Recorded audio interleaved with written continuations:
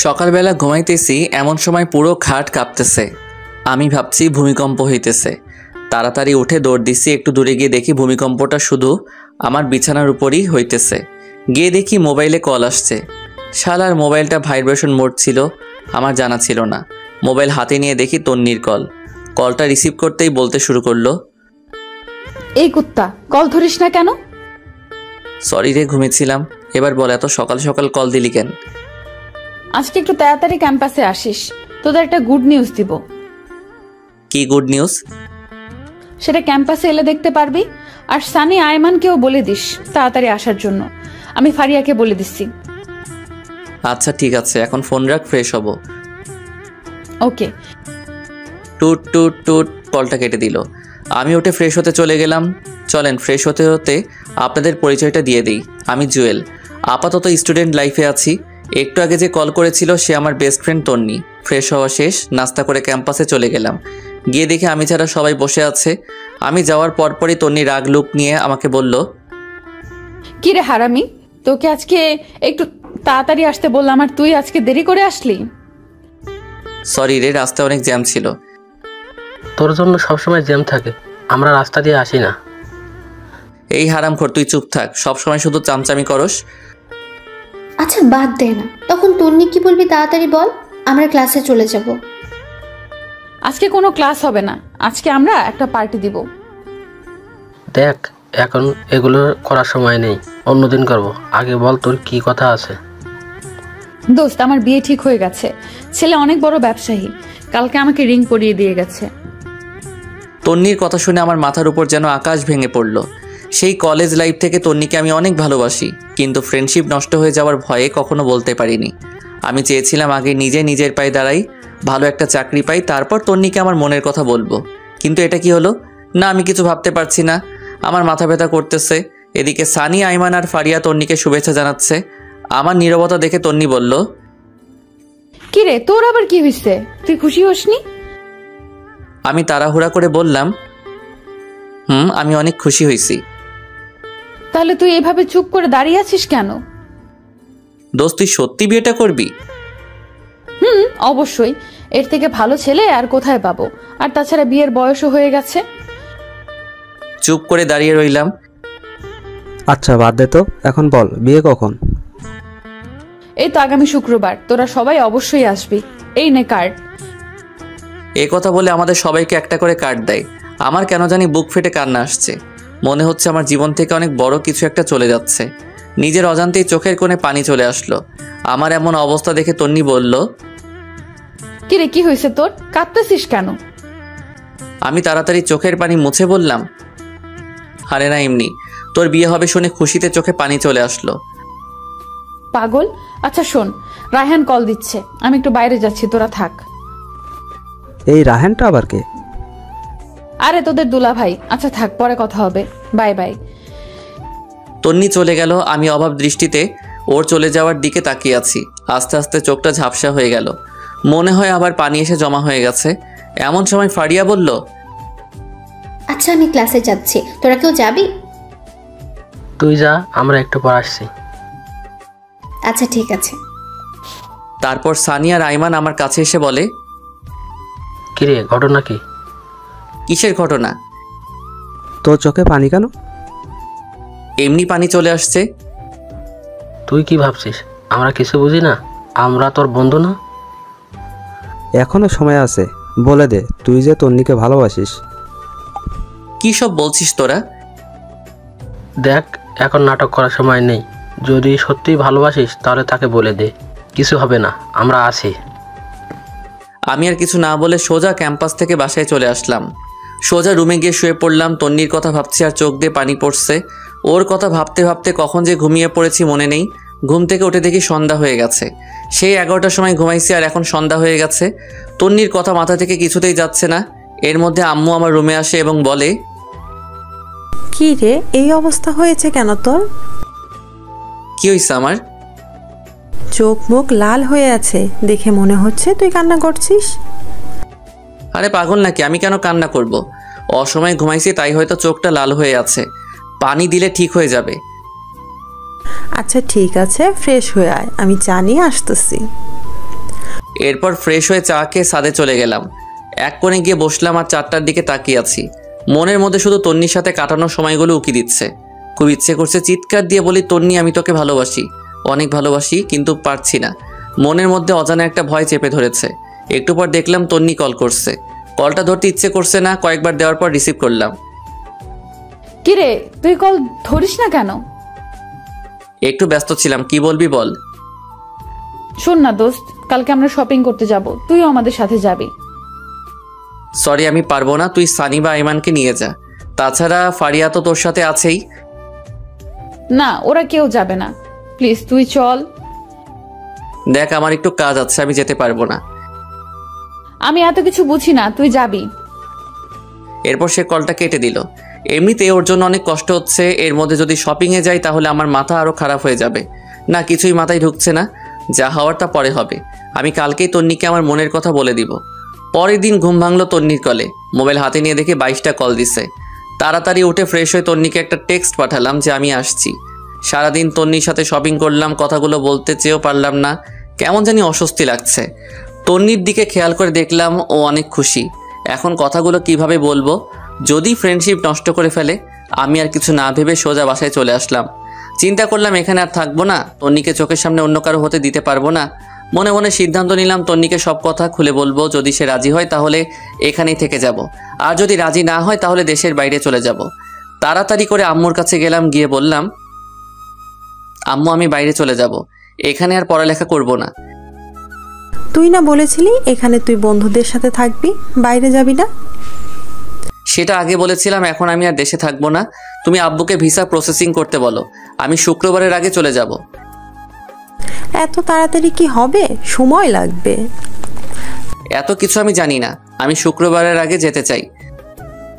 আচ্ছা তোরা আব্বু বাসায় আসুক। আমি আর কিছু না বলে সোজা নিজের রুমে চলে গেলাম। বসে বসে ভাবতে লাগলাম তন্নিকে আমাকে মেনে নিবে, নাকি আমাদের বন্ধুত্বটাই নষ্ট করে দিবে। যেটা হবে হোক, আমি বলবই। এইভাবে 2 দিন চলে গেল। তন্নির বিয়ের তারিখটাও চলে আসলো। বৃহস্পতিবার বিকেলবেলা সানি আর আইমান আমাদের বাসায় এসে বসে আছে, কারণ একসাথে তন্নির হলুদে যাবে। আমার মোবাইল বন্ধ দেখে বাসায় চলে আসছে, আমিও গেলাম। দেখলাম ওরা বাবার সাথে কি যেন আলাপ করতেছে। আমাকে দেখে সবাই চুপ হয়ে গেল। এরপর বাবা আমাকে বলল, তন্নির বিয়ে আগে বলতি, তোর ফ্লাইট কয়েকদিন পরে করতাম। আমি কিছু না বলে উঠে চলে যাচ্ছিলাম, এমন সময় বাবা বলে, শোন, কোথায় যাচ্ছিস? বাবা ওদের সাথে যাচ্ছি। আচ্ছা যেখানেই যা, তাড়াতাড়ি আসিস। আজ রাত 9টায় তোর ফ্লাইট, কথাটা যেন মাথায় থাকে। সানি আর আইমান আমাদের কথা শুনে হা করে দাঁড়িয়ে আছে। হয়তো ভাবছে এত অল্প সময়ের ভিতরে কিভাবে কি করলাম, এবং ওদের না জানিয়ে। এরপর আমি উঠে রেডি হয়ে ওদের সাথে তন্নির বাসায় চলে গেলাম। ওখানে যাওয়ার পর আমাদের আরও অনেকগুলো বন্ধুকে দেখলাম। সানি আর আইমান ব্যস্ত হয়ে গেছে, আমি একপাশে গিয়ে বসে আছি আর তন্নিকে খুঁজতেছি, কিন্তু দেখতেছি না, মনে হয় সাজতেছে। একটু পর তন্নি বের হয়ে আসলো, সাথে আরও কতগুলো মেয়ে সহ। আজকে তাকে অনেক সুন্দর লাগছে, যে কেউ দেখলেই প্রেমে পড়ে যাবে। আমারও আর ব্যতিক্রম কিছু হলো না, ওর দিকে হা করে তাকিয়ে আছি। একটু পর তার ধাক্কায় বাস্তবে ফিরে এলাম। কিরে এইভাবে হা করে কি দেখছিস? কিছু না তন্নি, তোর সাথে আমার কিছু সিরিয়াস কথা আছে। কি কথা বল। এখানে না, ছাদে চল। এখন ছাদে যাব? আচ্ছা ঠিক আছে চল। তারপর আমি আর তন্নি ছাদে গেলাম। গিয়ে আমি চুপচাপ দাঁড়িয়ে রইলাম। আমার নীরবতা দেখে তন্নি বলল, কিরে চুপ কেন, কি বলবি তাড়াতাড়ি বল, আমার নিচে অনেক কাজ আছে। তন্নি তোকে আমি ভালোবাসি, সেই যেদিন তোকে প্রথম দেখেছিলাম সেদিন থেকে। তোর আমার ফ্রেন্ডশিপ নষ্ট হয়ে যাওয়ার ভয়ে আমি এতদিন কিছু বলিনি। দেখ এখন মজা করার সময় না, কি বলবি বল, আমি নিচে চলে যাচ্ছি। তন্নি বিশ্বাস কর, আমি সত্যি তোকে অনেক ভালোবাসি। দেখ ফাইজলামি বন্ধ কর, নাটক দেখে দেখে তুইও নাটক শুরু করে দিয়েছিস। আমি সত্যিই তোকে অনেক ভালোবাসি তন্নি, তোকে ছাড়া আমি আমার জীবন কল্পনা করতে পারি না রে। প্লিজ তুই বিয়েটা বন্ধ করে দে। দেখ তোর ড্রামা বন্ধ কর, কালকে আমার বিয়ে আর তুই বলছিস বিয়ে বন্ধ করতে। ছি, তুই এত নিচু আগে জানতাম না, তুই জাস্ট আমার ফ্রেন্ড, এর থেকে বেশি কিছু না। আমি তোকে অনেকবার বলতে চেয়েও পারিনি, আমি সত্যি বলছি আমি তোকে অনেক ভালোবাসি।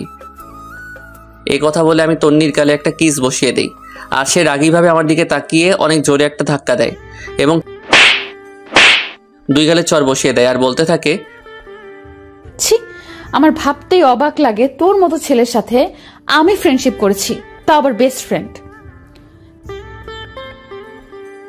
কালকে আমার বিয়ে আর তুই আজকে এসেছিস আমাকে প্রপোজ করতে। তোর একটু লজ্জা শরম নেই? তুই আমার কথাটা শোন। তোর কোনো কথাই আমি শুনবো না। তুই এখনই আমাদের বাসা থেকে চলে যা। তোকে যেন আর কোনো দিন আমার সামনে না দেখি।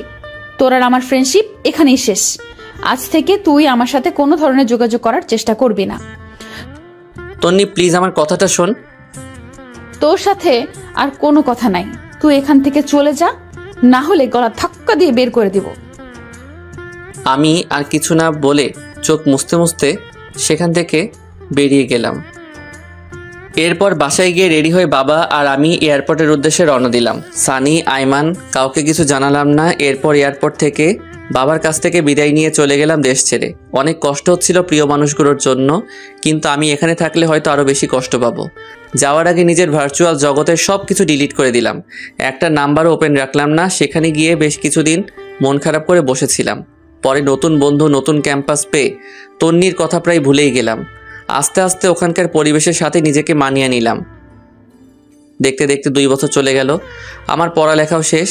চিন্তা করলাম এখানেই কোনো চাকরি করব, কিন্তু সেটা আর হলো না। আব্বু আম্মু কল দিয়ে কান্নাকাটি করতেছে। আব্বুকে অনেকবার বলছি আমি এখানে চাকরি করব, বাট আব্বু বলল নিজেদের ব্যবসা দেখাশোনা করার জন্য। সেদিন রাতে বসে বসে ল্যাপটপে কিছু কাজ করছি। এমন সময় বড় খালা আসলো। আমি বিদেশে বড় খালার কাছেই থাকি আর ওখান থেকে পড়ালেখা করি। আমার রুমে আমি খালাকে দেখে বললাম, খালামণি ঘুমাওনি এখনো? না রে বাবা, ঘুম আসছে না। তুই কি করতেছিস? কিছু না খালামণি, একটু কাজ করতেছি। কিছু বলবে? বাবা, একটা কথা বলতাম যদি তুই অনুমতি দিস। আরে কি আজব, আমার সাথে কথা বলার জন্য তোমার অনুমতি লাগবে নাকি? বলো কি বলবে। দেখ বাবা, আমার কোনো সন্তান নেই। তুই আমার নিজের সন্তানের মতোই। তুই যেদিন এখানে এসেছিলি আমি যে কি পরিমাণ খুশি হয়েছি তোকে বলে বোঝাতে পারবো না। আমি ভাবছি তোকে আমি সারা জীবন আমার কাছেই রেখে দিব, কিন্তু সেটা তো অসম্ভব। কেন অসম্ভব? আমি তোমাকে ছেড়ে কোথাও যাচ্ছি না। আর তোমার সন্তান নেই কে বলেছে? আমি তোমার সন্তান। কাল রাতে তোর আম্মু কল করেছিল। কি বলেছে? অনেক অসুস্থ, সারাদিন বাসায় থাকতে থাকতে ওর অনেক কষ্ট হয়। তোর বাবাও বাইরে বাইরে থাকে। তাই আমি বলছিলাম কি, তুই দেশে ফিরে যা, তোর মায়ের কাছে থাক, আর একটা ভালো মেয়ে দেখে বিয়ে করে ফেল। তোর মা বাবাও অনেক খুশি হবে। খালামণি সবকিছু ঠিক আছে, বাট আমি দেশেও যাচ্ছি না, অ্যান্ড বিয়ে তো ইম্পসিবল। এরপর খালামণি আমার হাত ধরে বলল, প্লিজ বাবা, এমন করিস না। তোর মা বাবার কথা একবার চিন্তা কর। ওদের কি ইচ্ছা করে না ছেলের বউয়ের সাথে সময় কাটাতে, নাতিদের সাথে একটু খেলা করতে? প্লিজ বাবা, তুই দেশে ফিরে যা। প্রয়োজনে মাঝে মাঝে এখানে আসিস, কিছুদিন থাকবি, ঘুরবি, ভালো লাগবে। প্লিজ বাবা, না করিস না। আচ্ছা ঠিক আছে, দেখি। দেখি না, তুই কালকেই যাবি। এই নে টিকিট। এই কথা বলে আমার হাতে একটা টিকিট ধরিয়ে দিল। আমি অবাক হয়ে জিজ্ঞেস করলাম, খালামণি এটা কখন করলে? তোর এত কিছু জানার দরকার নেই। আর শোন, আমি কিছু জিনিস কিনে রেখেছি, এগুলো নিয়ে যাবি। এখন ঘুমা। পরের দিন সবকিছু ঠিকঠাক করে খালামণির কাছ থেকে বিদায় নিয়ে চলে আসলাম দেশে। বাবা মা আগে থেকে এয়ারপোর্টে ছিল। আমাকে দেখে কান্না শুরু করে দিল। মায়ের দিকে তাকিয়ে আমি অবাক হয়ে গেলাম। অনেক অসুস্থ, ঠিকমতো দাঁড়াতেও পারতেছে না। বাবার অবস্থাও আগের মতো নেই। এরপর বাবা আর মায়ের সাথে বাসায় গিয়ে খাওয়া দাওয়া করে ঘুমিয়ে পড়লাম। আগের সিমটা আবার ওপেন করলাম। কল আর মেসেজ এসে পুরো সিম ফুল হয়ে আছে। একটা জিনিস দেখে খারাপ লাগলো, তন্নি একটিবারও কল তো দূরের কথা, একটা মেসেজও দেয়নি। হয়তো অনেক সুখে আছে, অনেক ভালো আছে, তাই আমাকে আর প্রয়োজন মনে করেনি। চোখের কোণে পানি এসে জমা হয়ে গেল। আমি সানির নাম্বারটাতে কল দিলাম। কয়েকবার দেওয়ার পর কল ধরেই সানি বলতে শুরু করলো, কিরে তুই বাইসা আছিস? কেন, মরলে খুশি হতি নাকি?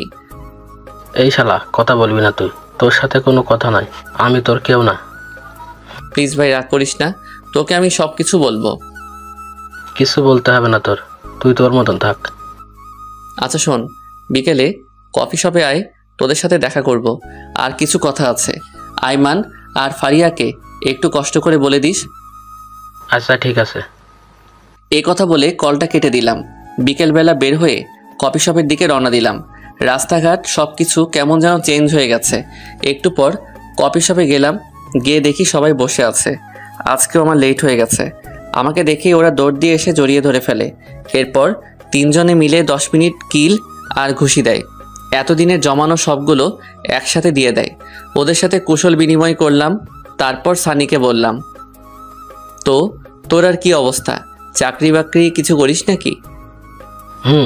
একটা প্রাইভেট কোম্পানিতে আমি আর ফারিয়া একসাথে জব করি। গুড। আইমান, তুই কি করিস? কি আর করব, বাবার সাথে আছি ব্যবসা নিয়ে। তো তুই কি করবি? দেশে থাকবি নাকি আবারও উদা হয়ে যাবি? আরে না, তোদের ছেড়ে আর যাচ্ছি না। তো তোর বউ কোথায়? আরে আমি এখনো বিয়ে করিনি, তবে আব্বা ওনার বন্ধুর মেয়ের সাথে ঠিক করে রাখছে। ওর পড়ালেখা শেষ হলে তারপর বিয়ে। আচ্ছা ভালো। তোদের দুজনের কি অবস্থা? দেখি দুজন দুজনের দিকে তাকিয়ে হাসতেছে।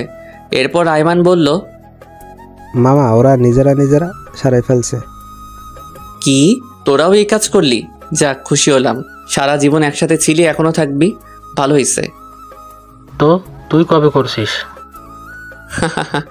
আমার মতো ছেলেকে কে মেয়ে দিবে বল? ধুর, ফাজলামো করিস না। এই তন্নি কেমন আছে রে? মনে হয় অনেক সুখে আছে, তাই না? এ কথা শোনার পর ওরা তিনজন একে অপরের দিকে তাকাতে লাগলো। এরপর আইমান বলল, আসলে তন্নির বিয়ে হয়নি। মানে মস্করা করছিস তাই না? দেখ, জোকস এখন ভালো লাগে না। না রে, আইমান ঠিক বলেছে, ওর বিয়ে হয়নি। কি বলছিস তোরা? বিয়ে হয়নি কেন? তুই তো সেদিন চলে গেছিলি, তাহলে তুইও দেখতি কেন বিয়ে হয়নি। এত কথা না বলে বিয়ে কেন হয়নি সেটা বল। আসলে রায়হান ছেলেটা অন্য একটা মেয়ের সাথে রিলেশন ছিল। বিয়ের দিন সে ওই মেয়েকে নিয়ে পালিয়ে যায়। তারপর আর কি, ওরা বিয়েটা ভেঙে দেয়। তন্নির বাবা ওদের হাতে পায়ে ধরেছিল, কিন্তু কোনো লাভ হয়নি। পরে আমরা তোকে অনেক খুঁজেছি, বাট তুই তো চলে গেলি। তন্নির বাবা আমাকে অনেক বলেছে তন্নিকে বিয়ে করার জন্য, বাট আমি করিনি তোর কথা ভেবে। পরে তুই বুঝবি আমি আর তন্নি চিট করে বিয়ে করেছি। আরে দূর, এসব কেন বলছিস? আমি কিছু বলতাম না, তুই বিয়েটা করে ফেলতি। না বন্ধু, সেটা হয় না। এরপর ফারিয়া বলল, সেই থেকে তন্নি পাথরের মতো হয়ে গেছে, ঠিক মতো খায় না, ক্যাম্পাসে যায় না, আমাদের সাথেও মিশে না, দরকার ছাড়া কোনো কথাই বলে না, সারাদিন জানলার গ্রিল ধরে দাঁড়িয়ে থাকে।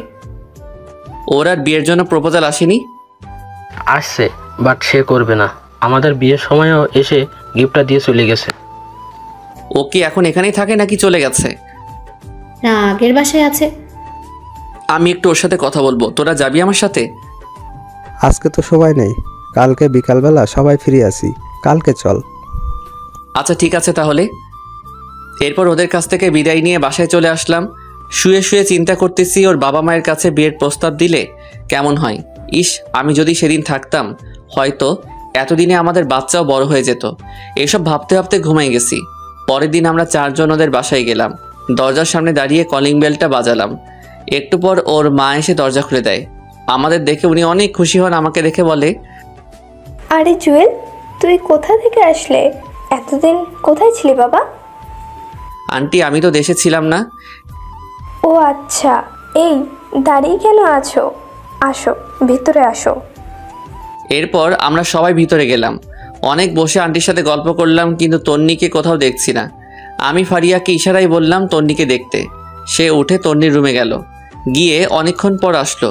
তারপর আমি বললাম, কি রে, ও বাসায় নেই? আছে ভেতরে।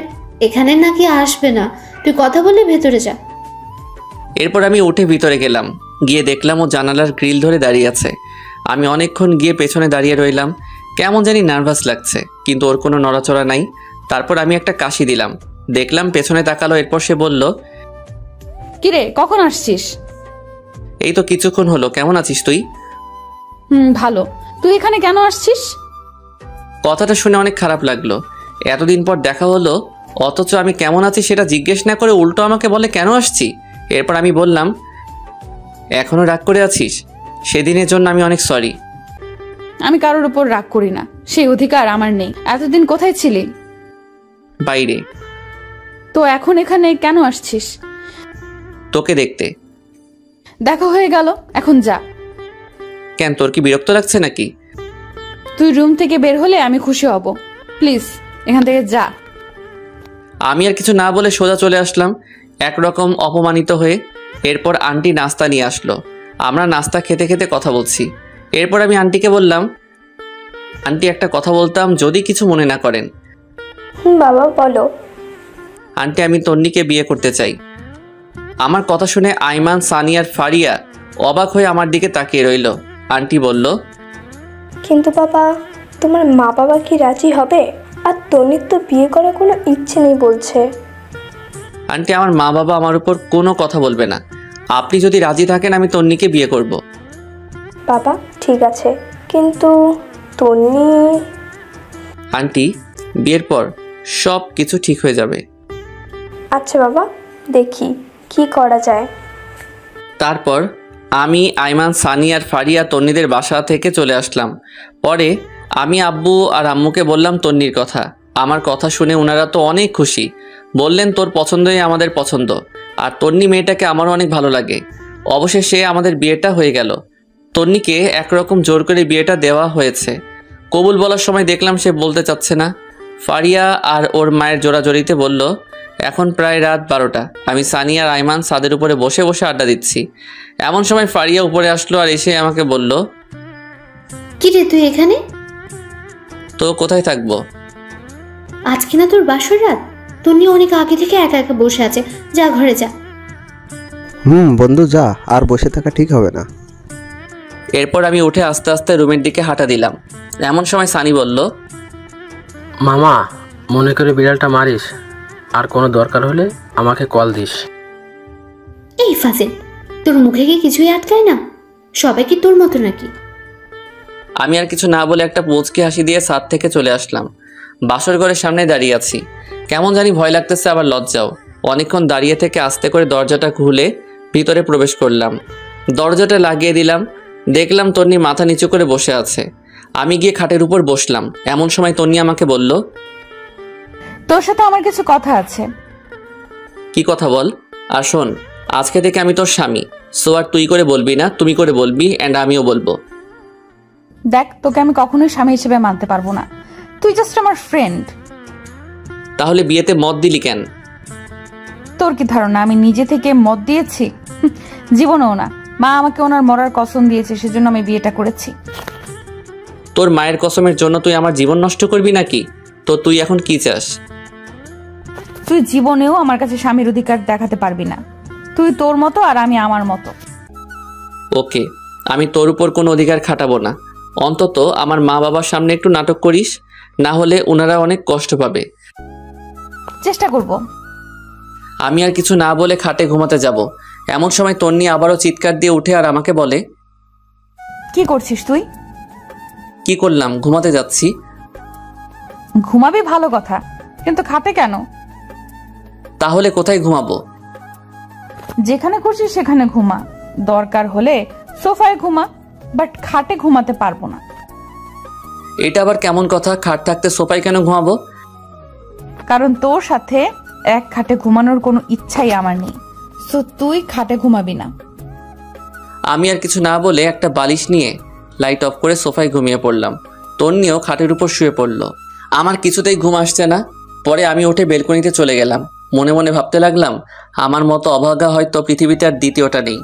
এই বাসরঘর নিয়ে কত কিছু চিন্তা করে রাখছি, বাট কিছুই হলো না। মনে মনে ভাবলাম তন্নির সাথে ফ্রেন্ডশিপটা না হলেই ভালো হতো, সুন্দর একটা জীবন পেতাম। নিয়তি বারবার ওর কাছেই আমাকে নিয়ে আসে।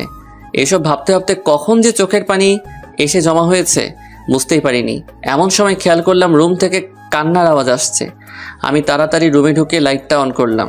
দেখলাম তন্নি ফুপিয়ে ফুপিয়ে কাঁদছে। লাইট অন করতেই কান্না বন্ধ করে দিল। তারপর আমি বললাম, কি রে, তুই এখনো ঘুমাসনি? আর কান্না করতেছিস কেন? না, এমনি। তুই কোথায় ছিলি? বারান্দায় ছিলাম। ঘুমিয়ে পড়, বেশি রাত জাগলে আবার শরীর খারাপ করবে। তুইও ঘুমিয়ে পড়। আমি আর কিছু না বলে লাইটটা অফ করে দিলাম। খেয়াল করে দেখলাম ওর মোবাইলে রায়হান ছেলেটার ছবি। এবার বুঝতে পারছি তন্নি কেন কান্না করছে। হয়তো ছেলেটাকে অনেক ভালোবেসে ফেলেছে। মনে মনে ভাবলাম, বালিকা, তুমি আমাকে চেনো না। আমি কোন জলের মাছ, তোমাকে আমার প্রতি দুর্বল করে তারপর প্রত্যেকটা কথা প্রতিশোধ দিব। কোথাকার একটা ছেলের জন্য তুমি আমার ভালোবাসাকে 2 টাকার দামও দিচ্ছ না। এইসব ভাবতে ভাবতে কখন যে ঘুমিয়ে গেছি মনেই নেই। সকালবেলা একটা মিষ্টি কাণ্ডে ঘুম ভাঙলো। তাকে দেখে এটা তন্নি, এইমাত্র গোসল করে আসছে। ওর চেহারাটা অনেক মায়াবী লাগছে। আমি অনেকক্ষণ তাকিয়ে থাকার পর তন্নি বলল, ওই এইভাবে ছ্যাঁচড়াতের মতো তাকিয়ে না থেকে তাড়াতাড়ি উঠে ফ্রেশ হয়ে নে, আম্মা এসে কয়েকবার ডেকে গেছে নাস্তা করার জন্য। আমি কিছুই না বলে ওয়াশরুমে চলে গেলাম। ফ্রেশ হতে হতে ভাবলাম তন্নি মনে হয় জীবনেও আমাকে মেনে নিবে না। ফ্রেশ হয়ে রুমে আসতে দেখলাম তন্নি মনমরা হয়ে বসে আছে। আমাকে দেখেই নিচে চলে গেল। আমিও রেডি হয়ে নিচে গেলাম। গিয়ে দেখি আমি ছাড়া সবাই বসে আছে। সবাই একসাথে নাস্তা করলাম। এরপর বাবা বললেন, নাস্তা করে দেখতো আয়মান আর সানি কোথায়? ওদের বাবুর্চির কাছে পাঠাইছিলাম। বাবার কথা শুনে আমি হাসা শুরু করলাম। হায় রে, আমার বন্ধুগুলো বাবুর্চির কাজ করছে। তারপর বাবা বললেন, না হেসে বাইরে গিয়ে ওদের দেখ। আর শোন, কালকে তাড়াতাড়ি উঠিস, অফিসের কলিগদের সাথে পরিচিত হবি আর অফিস বুঝে নিবি। আমি আর যাব না। কিন্তু বাবা। কোনো কিন্তু না, যেটা বলছি সেটাই। তারপর নাস্তা করে সানি আয়মানকে খুঁজতে লাগলাম। বেশ ভালোভাবেই বউ ভাতের অনুষ্ঠানটা শেষ হয়। এরপরে রাতে যখন আবার ঘুমাতে যাই, গিয়ে দেখি তন্নি আগে থেকেই বিছানায় শুয়ে আছে। আমি কিছু না বলে ছাদে চলে গেলাম। সারা রাত ওখানে কাটিয়ে দিলাম। পরের দিন সকালবেলা নাস্তা করে বাবার সাথে অফিসে চলে গেলাম। বাবা সবার সাথে পরিচয় করিয়ে দিলেন এবং এটাও বললেন যে আজ থেকে আমি ওদের বস। সবাই আমাকে অভিনন্দন জানালো। সেদিন সবার সাথে পরিচিত হয়ে বাসায় চলে আসলাম। এইভাবে 1 সপ্তাহ চলে গেল। তন্নির সাথে আমার আর তেমন কথা হয় না, দরকার ছাড়া আর কোনো কথা নেই। সেদিন সকালে নাস্তা করে অফিসে এসে কিছু দরকারি কাজ সেরে নিলাম। তারপর চেয়ারটাতে গা এলিয়ে দিয়ে চোখটা বন্ধ করলাম। এমন সময় ইউসুফের কল। কি রে দোষ, কি অবস্থা? বিয়ে করে তো আমাদের ভুলেই গেলি। আরে না, কি যে বলিস, তোদের কেন ভুলবো? দোষ, তোর বিয়েতে আসতে পারিনি, আম্মু অসুস্থ ছিল, কিছু মনে করিস না। আরে না, তো বল আন্টি কেমন আছে? আগের থেকে ভালো। তোর বাসার সবাই কেমন আছে? না রে দোস্ত, তেমন ভালো নাই। আম্মু আব্বু দুজনই অসুস্থ। এক কাজ কর, ওনাদেরকে নিয়ে দূরে কোথাও থেকে ঘুরে আয়। যদি পারিস দেশের বাইরে চলে যা, ভালো লাগবে। ঠিক বলেছিস। আচ্ছা দেখি কি করা যায়। এই কথা বলেই কলটা কেটে দিলাম। মনে মনে চিন্তা করলাম কোথাও থেকে ঘুরে আসলে মন্দ হয় না। এগুলো ভাবতে ভাবতে দেখি টিফিনের সময় হয়ে গেছে। আমি হালকা কিছু খেয়ে নিলাম। এরপর চিন্তা করলাম তন্নিকে একটা কল দেই, খেয়েছি কিনা জিজ্ঞেস করি। এরপর তন্নিকে কল দিলাম। কিছুক্ষণ রিং হওয়ার পর কলটা ধরলো, বিরক্ত নিয়ে বলল, কি ব্যাপার, তুই এই সময় কেন কল দিলি? না মানে খেয়েছিস কিনা জানার জন্য। দেখ, তোর আমাকে নিয়ে এত ভাবতে হবে না, আমাকে আমার মতো থাকতে দে। তারপর সে কলটা কেটে দিল। বুঝলাম না তন্নি কেন আমার সাথে এইরকম ব্যবহার করে। আমি তোর ভালো চাই, তবু সে কেন বোঝে না। না থাক, আজ থেকে ওর কেয়ার করব না। ওর মতো ও থাকবে আর আমার মতো আমি থাকবো। এগুলো চিন্তা করতে করতে আবার কাজে মন দিলাম। রাতে বাসায় গিয়ে দেখলাম বাবা বসে বসে খবর দেখছে আর মা রান্নাঘরে। আমি বাবার সামনে গিয়ে দাঁড়ালাম। আমার দাঁড়িয়ে থাকা দেখে বাবা বলল, কিরে, কিছু বলবি নাকি? জি বাবা, একটা কথা বলার ছিল। যদি কিছু মনে না করো তাহলে বলতাম। আরে পাগল, আমার সাথে কথা বলার জন্য তোর অনুমতি লাগবে নাকি? বল, কি বলবি?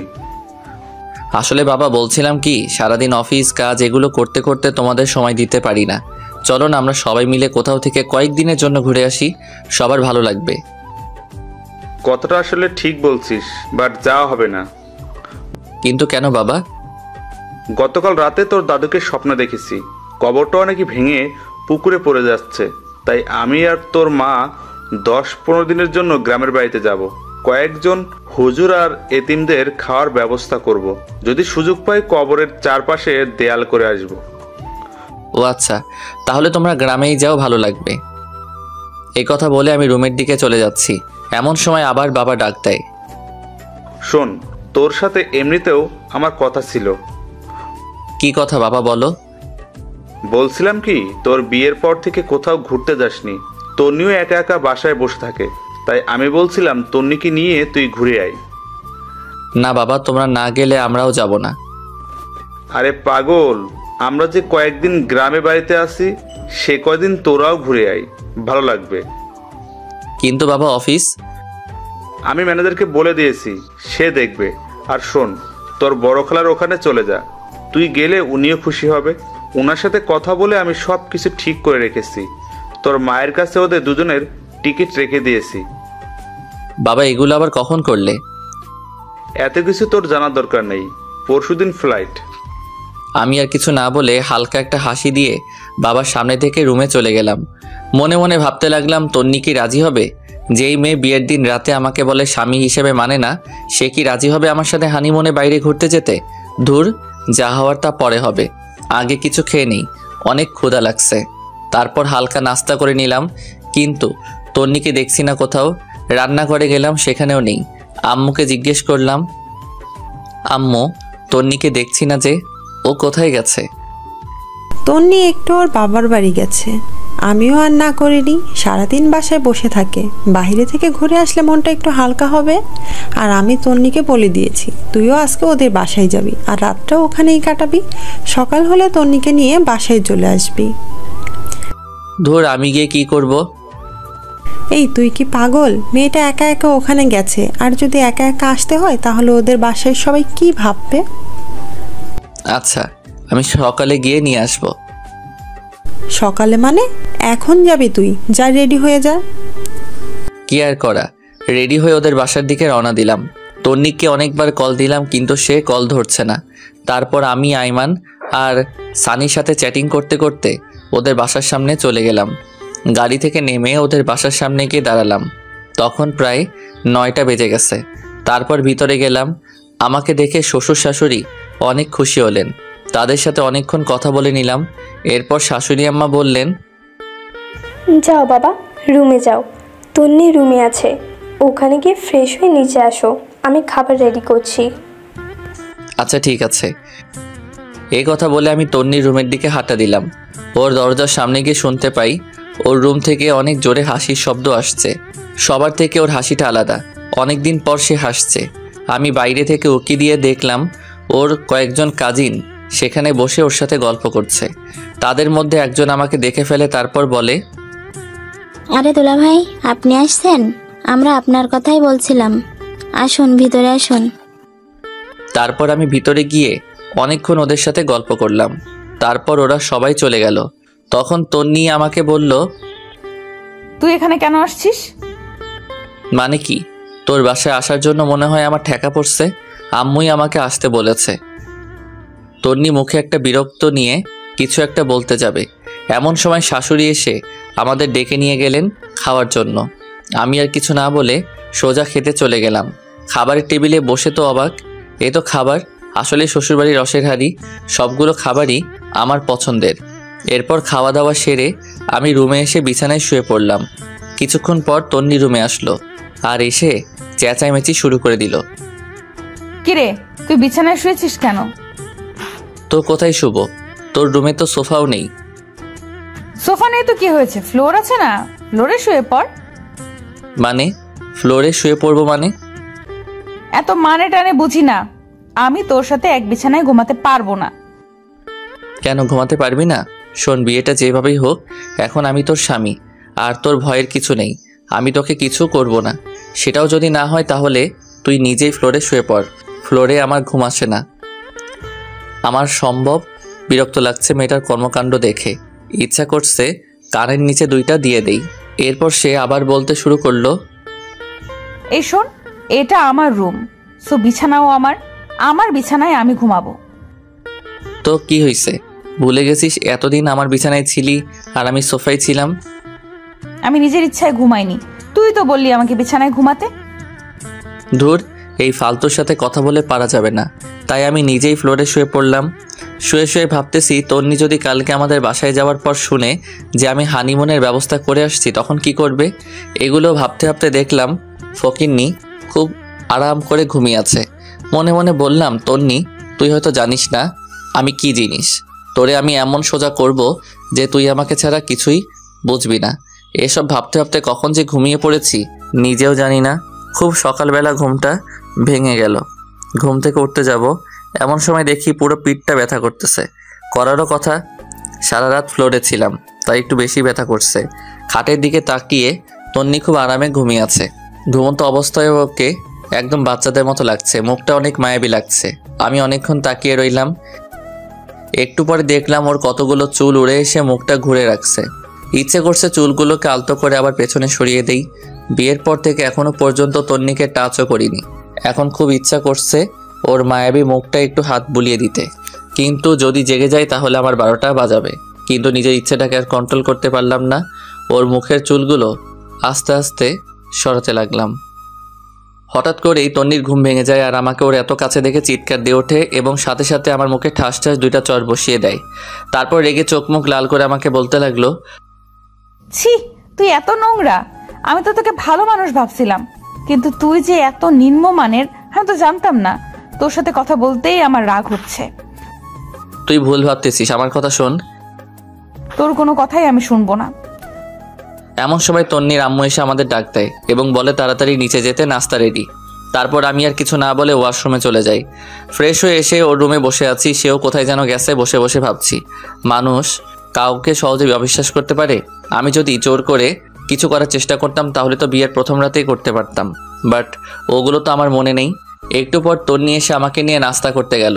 আমিও কোনো কথা না বলে চুপচাপ নাস্তা করে রুমে চলে আসলাম। এসে রেডি হচ্ছি, কারণ তন্নিকে বাসায় দিয়ে এসে আমি আবার অফিসে চলে যাব। তন্নিও রেডি হয়ে আসলো, অতঃপর তাকে বাসায় দিয়ে আসলাম। অফিসে গিয়ে দেখি অনেক কাজ জমে আছে, এক নাগারে করতে লাগলাম। ঘড়ির দিকে তাকিয়ে দেখি 2টা বাজে। না, এখন আর কাজ করা যাবে না। আমি উঠে নামাজ পড়লাম, তারপর ক্যান্টিনে গেলাম নাস্তা খাওয়ার জন্য। এমন সময় তন্নির কল আসলো। বলো কি হয়েছে? কিন্তু কলটা দিয়েছে বাবা। তারপর উনি বলল, তনি না, আমি তোর বাবা বলছি। বাবা, এই সময় কল দিয়েছো, কিছু বলবে? তুই এখন কোথায়?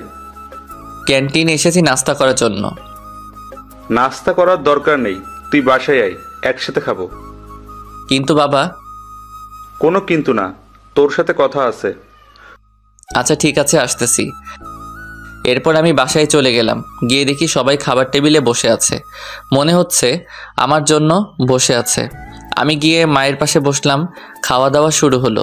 একসময় বাবা বলল, তোকে যে বলেছিলাম আমরা গ্রামের বাড়ি যাব, মনে আছে তোর? তোর দাদা দাদুর কবর পাকা করব।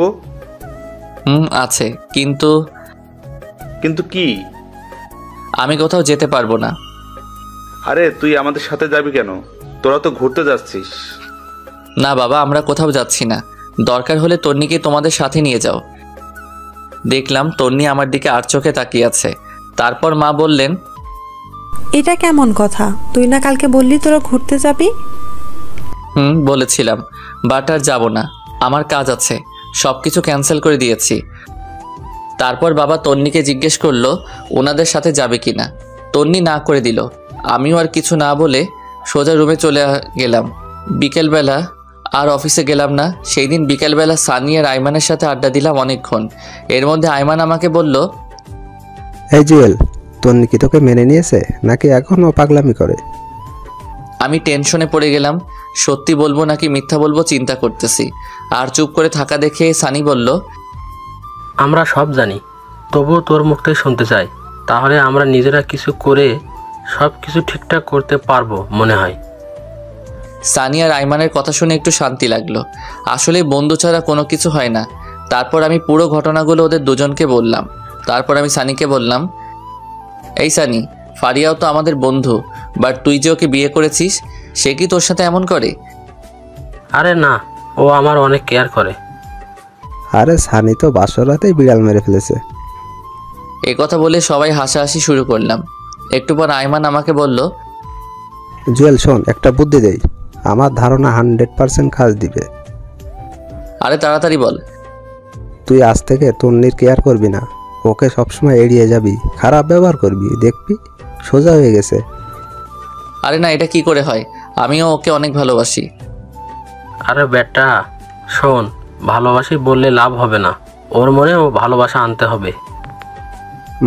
তুই আজ থেকে ওকে এড়িয়ে যা, দেখবি ও ঠিক হয়ে যাবে। আচ্ছা দেখি কি করা যায়। এরপর আমি বাসায় চলে যাই। রুমে ঢুকলাম, সাথে সাথে তন্নির প্রশ্ন করা শুরু হয়ে গেল। কোথায় ছিলি এতক্ষণ? অফিসে ছিলাম। অফিস কি 12টা পর্যন্ত হয় নাকি? সেটা তো না জানলেও চলবে। আর আমি কি করব না করব, কোথায় যাব নাকি যাব না, সেটা তোকে বলতে হবে নাকি? আমাকে বলতে হবে না, এত রাত পর্যন্ত জেগে থাকতে আমি পারবো না। তোকে জেগে থাকতে কেউ বলেছে নাকি? তুই ঘুমা। তুই আমার সাথে এভাবে কথা বলতেছিস কেন? কিভাবে বলছি? সারাদিন অফিস করছি, বিরক্ত লাগছে। যা। ও, এখন তো বিরক্ত লাগবে তাই না? চুপ করবি নাকি কানের নিচে 2টা দিব? কি, তুই আমাকে মারবি? তোকে মারতে কি কারো পারমিশন লাগবে নাকি? চুপ কর, নইলে লাথি দিয়ে রুম থেকে বাহির করব। দেখলাম তন্নি চোখ মুখ লাল করে শুয়ে পড়ল। মনে মনে আইমানকে ধন্যবাদ দিলাম। আসলে আপনারা যেমনটা দেখছেন বাস্তবে আমি তেমন নই। এই ব্যবহারের মাধ্যমে যদি তন্নি ভালো হয় সেজন্যই এমন করতেছি। আমিও আর কিছু না বলে লাইট অফ করে দিয়ে সোফায় শুয়ে পড়লাম। সকালে ঘুম থেকে উঠে দেখলাম তন্নি বিছানায় নেই।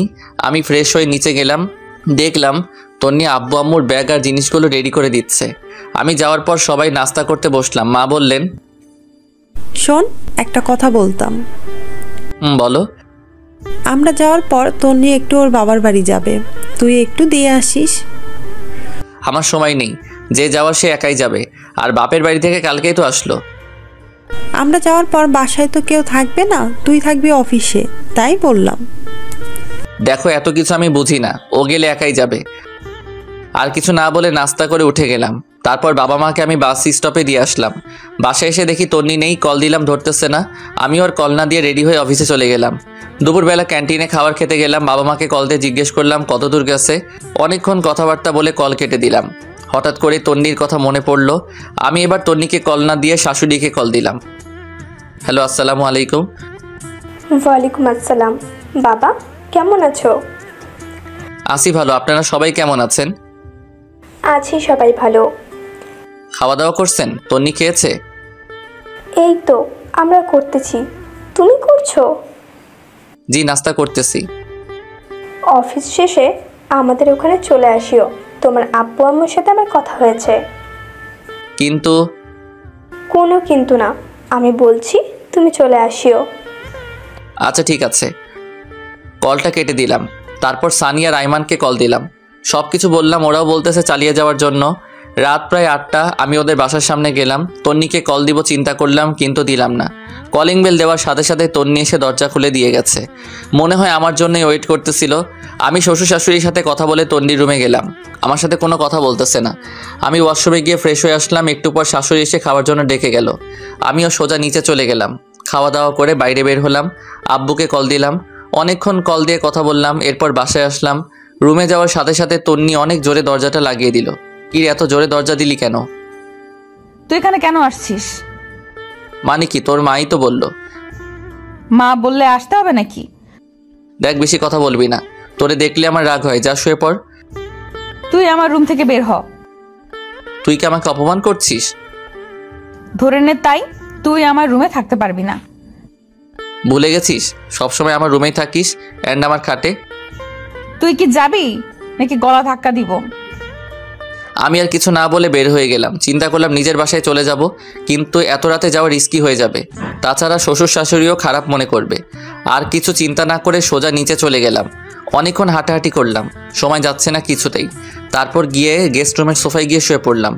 সকালবেলা শাশুড়ির ডাকে ঘুম ভাঙলো। আমাকে সোফায় দেখে উনি বলল, এ কি বাবা, তুমি সোফায় কেন ঘুমিয়েছো? রুমে যাওনি? আমি কিছু বলতে যাব এমন সময় তন্নি কোথায় থেকে তার আম্মুকে বলে, আম্মু, তোমার জামাই কি করেছে জানো? কি করেছে? কাল রাতে আমাকে গান শোনানোর জন্য বলেছিলাম, সে শোনায়নি, তাই শাস্তি দিয়েছি যে আমার সাথে আজকে ঘুমাতে পারবে না। আমি তো পুরো টাসকি খেয়ে বসে আছি। ফকিন্নি কত বড় মিথ্যা কথা বলল। বাহ, কি সুন্দর নিজেকে বাঁচিয়ে নিল। তারপর শাশুড়ি আমাকে বলল, বাবা, আমার মেয়েটা গান পছন্দ করে, তুমি মাঝে মাঝে একটু গান শুনিও। আর তুইও সামান্য একটা গানের জন্য বুঝি কেউ রুমে থাকতে দেয়? আমি দুঃখ ভারাক্রান্ত একটা হাসি দিয়ে ওয়াশরুমে গিয়ে ফ্রেশ হয়ে নাস্তা করে অফিসে চলে গেলাম। একটু পর আমাদের অফিসের একটা কলিগ আমার রুমের সামনে আসলো। হ্যালো স্যার, আসতে পারি? আরে আদিবা, আসো আসো। Thanks sir. কিছু বলবে? বলছিলাম কি স্যার, আগামী সপ্তাহে আমি একটু বাড়ি যাব, আমার চাচাতো ভাইয়ের বিয়ে। ও আচ্ছা, ছুটি লাগবে এই তো? জি স্যার। কতদিন লাগবে? স্যার 7 দিন হলে ভালো হতো। আচ্ছা ঠিক আছে, যাও, দিলাম, ভালোভাবে যাবে। ধন্যবাদ স্যার। এরপরে দেখলাম আদিবা কিছু বলবে কিন্তু বলছে না, শুধু ছটফট করছে। তাকে আমি বললাম, কি কিছু বলবে নাকি? আসলে স্যার একটা কথা বলার ছিল। সমস্যা নাই, বলো। স্যার এখানে তো আমার কেউ নেই, আপনাকে বড় ভাইয়ের মতো দেখি। যদি ভাই হিসাবে আমার একটা উপকার করতেন খুব খুশি হতাম। আরে পাগল নাকি তুমি? কোনো সমস্যা নাই, তুমি নির্ভয় বলো। স্যার অনেক দিন পর বাড়ি যাচ্ছি তো, আব্বু আম্মুর জন্য কিছু শপিং করব আর কিছু জিনিস নিব। আপনি যদি বিকেলবেলা আমার সাথে একটু শপিংয়ে যেতেন অনেক উপকার হতো। আচ্ছা ঠিক আছে, যাব। ধন্যবাদ স্যার। এই কথা বলে আদিবা তার ডেস্কে চলে গেল। বিকেলবেলা আদিবার সাথে শপিং মলে গেলাম, অনেক কিছু নিলাম ওর বাবার জন্য, ওর মায়ের জন্য। অনেক কেনাকাটা করার পর আদিবা একটা কসমেটিক্সের দোকানে গেল, আমিও ওর পিছে পিছে গেলাম। আদিবার ব্যাগগুলো আমার কাছে ছিল। কসমেটিক্সের দোকানে যাওয়ার পর আমি আর আদিবা পাশাপাশি দাঁড়িয়েছিলাম। সেখানে গিয়ে বিশাল আকারের একটা শট খেলাম। দেখলাম তনিও সেখানে তার বান্ধবীদের সাথে কি যেন কিনতেছে। আমাকে আদিবার সাথে দেখে আমার সামনে এসে বলে, মেয়েটা কে? ও আমার। পুরোটা বলার আগেই আমার গালে একটা চর বসিয়ে চোখ মুখ লাল করে কাঁদতে কাঁদতে দোকান থেকে বের হয়ে গেল। তন্নির কয়েকটা বান্ধবী এসে আমাকে বলল, ছি, ভাইয়া বাসায় বউ রেখে বাইরে মেয়ে নিয়ে ঘুরেন, আপনার লজ্জা করে না একটু? তারপর সবাই দোকান থেকে বের হয়ে গেল। লজ্জায় আমার পুরো মুখ লাল হয়ে গেল। খারাপটাই সবাই দেখলো, আসল কাহিনীটা কারো চোখে পড়ল না। তারপর আমি আর আদিবাও বের হয়ে গেলাম। আদিবা আমাকে বলল, সরি স্যার, আমার জন্য আজকে আপনাকে অপমানিত হতে হয়েছে। আরে ধুর, এগুলো কিচ্ছু না। তোমার কি দোষ? কেউ তো আসল কথা জানে না, সেজন্য রিয়্যাক্ট করতেছে। ম্যাডাম কিন্তু অনেক রাগ করছে। এটা কোনো সমস্যা না, সব ঠিক হয়ে যাবে। স্যার একটা কথা বলতাম। বলো। ম্যাডামের নাম্বারটা কি আমাকে দিবেন? আমি সব বুঝিয়ে বলবো। আরে তুই কল দিলে সে আরো বেশি রিয়্যাক্ট করবে, উল্টো তোমাকে অপমান করবে। সমস্যা নেই স্যার, আপনি নাম্বারটা আমাকে দেন। আর এটা ধরেন। কি এটাতে? স্যার আপনাদের বিয়েতে তো যেতে পারিনি, তাই ম্যাডামের জন্য আমার পক্ষ থেকে একটা গিফট। তুমি আবার এটা কখন কিনলে? সেটা আপনার না জানলেও চলবে, আপনি এটা নেন আর নাম্বারটা দেন। ধন্যবাদ, এই নাও নাম্বার। তারপর আমি নাম্বারটা দিয়ে দিলাম। গিফটটা নিয়ে আদিবাকে একটা রিকশায় উঠিয়ে দিয়ে আমি বাসায় চলে আসলাম। এসে গিফটটা খুলে দেখলাম একটা নীল শাড়ি, অনেক সুন্দর, তন্নিকে অসাধারণ লাগবে।